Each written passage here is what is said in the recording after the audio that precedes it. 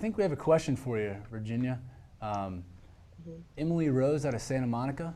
You have a question for Sure. Virginia, is that right? Yeah. Hi. I was wondering, how do you talk to your kids about war? Do you tell them that their father is going away for a year, or do you use this opportunity to talk about what war is? That's a really good question and a tough one. But, the best thing to do is to be honest, but always age appropriate.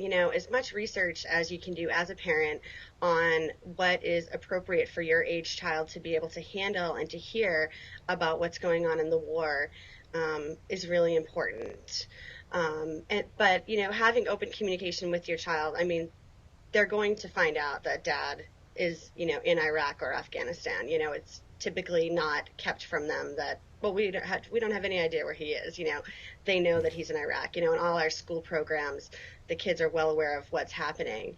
Um, but so you need to be honest with them about that. Daddy is in a tough situation, but you know what? He's got a team of people around him that are helping him out. He's strong, or she is strong, and really good at the job. There's a team there to help. They're okay, Yeah.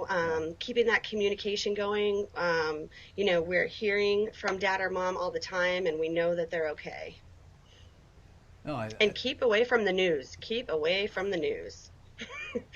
well, thank you, Emily, for your question, and Thank Virginia you. for that answer. I think that's good to stay positive.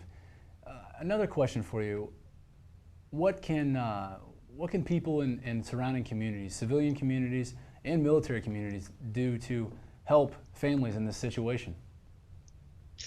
The exec director over here at the San Diego Armed Services Y always says, step into the shoes of a military family.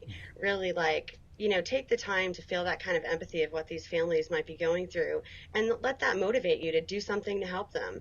You know, when families are reunifying and someone's coming back, even though it's a joyous occasion, it causes a lot of anxiety, as Justin talked about with all those changes. I'd like to mention that, Justin's story and Kim's story is actually a super, super successful story of reunification. Yeah. And in many other stories, the changes are a lot more difficult than that. No, that makes sense. What are some of the programs that the YMCA, your organization, has in place to help? Um, well, just to name them in general, we have family bonding programs like Kid Comfort that I mentioned. We have Operation Hero, where we go out to the schools and support kids academically, socially, and emotionally. We have social networking programs to help military spouses connect with people in their community and get those support networks going. We also do confidential in-home counseling, which is a little bit rare. We're the only Armed Services Y in the world that does it.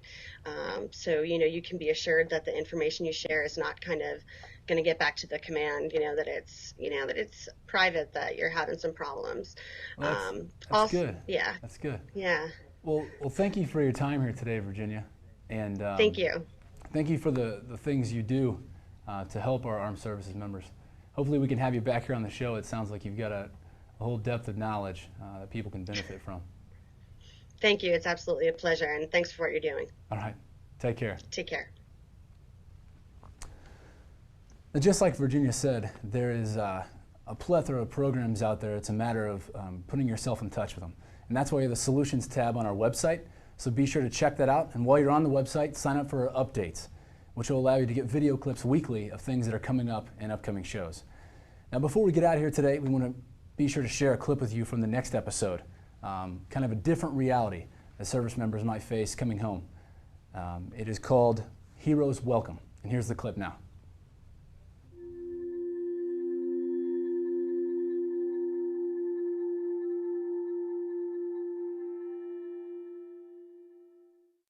I remember when a Black Hawk had been shot down, they had called and said there have been some casualties, but they weren't sure if Dominic was included in that.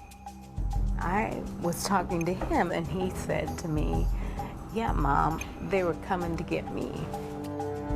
When he came back, it's not that he was cold, but he was removed from feeling. It's impossible to deploy and come back and be 100% the same. And I don't think that the civilian sector necessarily has an appreciation or understanding of that.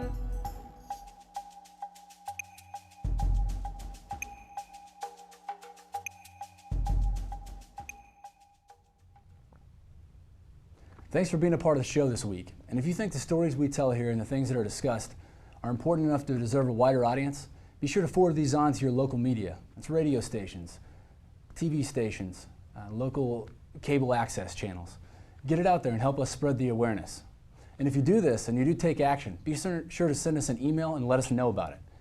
We'll see you back here next week. And until then, take care.